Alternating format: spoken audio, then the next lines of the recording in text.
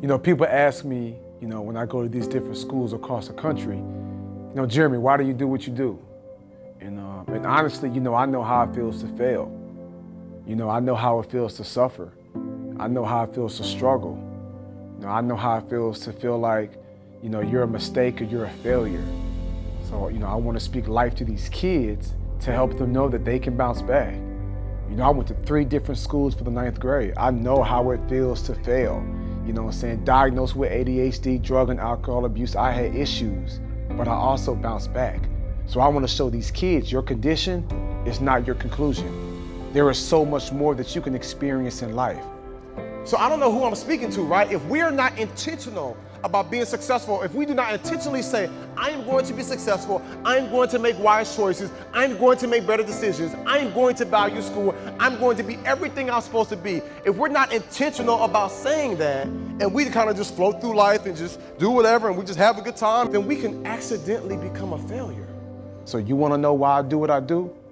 I do it for the students who have been hurt, who have been pushed aside, who have been molested.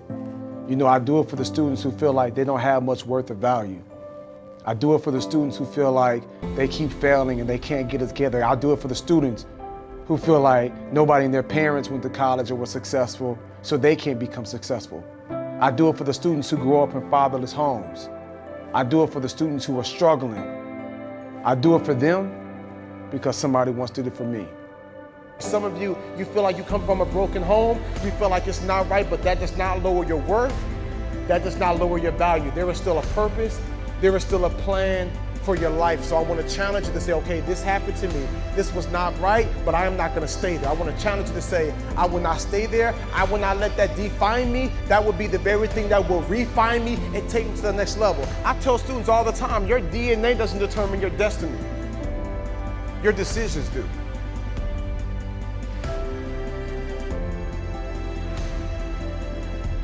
You know, in all my travels, in all these different schools across the country, I've been to every type of school there is. And one thing I know about this new generation is that they're struggling. They're dealing with some heavy, heavy stuff. But one other thing I know about this new generation is that these kids are resilient. These kids are strong. These kids are fighters. And I'm here to fight with them. Society might see the worst in them, but I see the best in them. Jeremy was really cool. Everything he said really touched me. This speech was one of the best speeches I've ever heard. And this speech, I was able to really connect with it. The struggles make you stronger, and that really impacted me.